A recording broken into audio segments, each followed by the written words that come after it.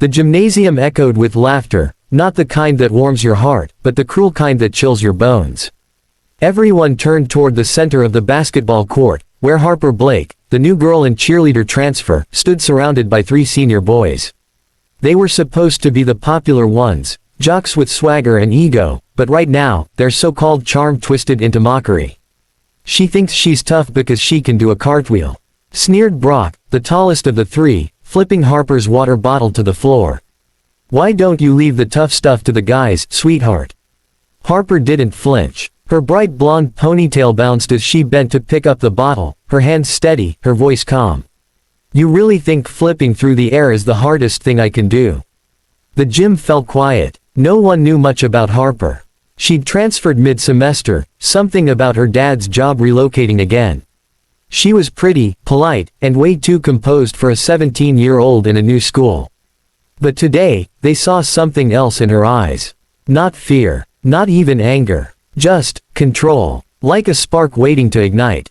2 days earlier, Harper had sat cross-legged on her bedroom floor, polishing her boots and watching an old VHS tape. On the screen, her dad, an ex-Marine turned private instructor, demonstrated counter moves for close-range combat. "You don't start fights, Harper," his voice rang in her memory. "But you finish them if you have to. Confidence isn't in your fists, it's in your heart. But if someone crosses the line, you show them why no one pushes a Blake around."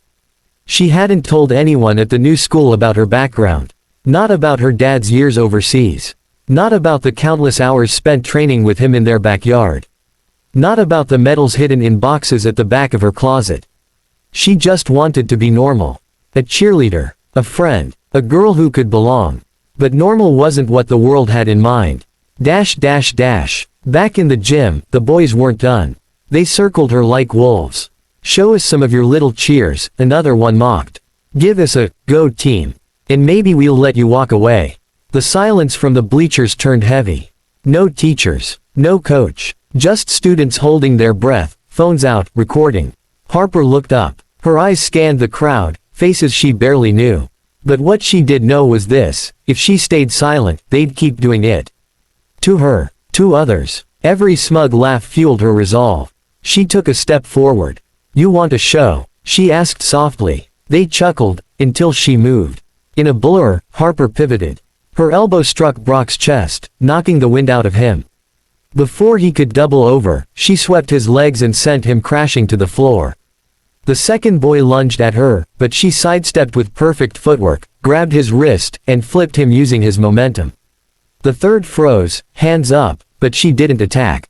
She simply stepped back and stood straight. No scream, no dramatic pose, just poise and silence. Phones stopped recording, mouths hung open. Word spread like wildfire. The video hit social media within an hour. Students replayed it in class, whispered about it in the halls.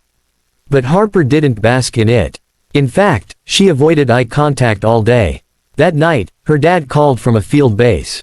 "Heard you made some noise," he said with a chuckle after the principal called him.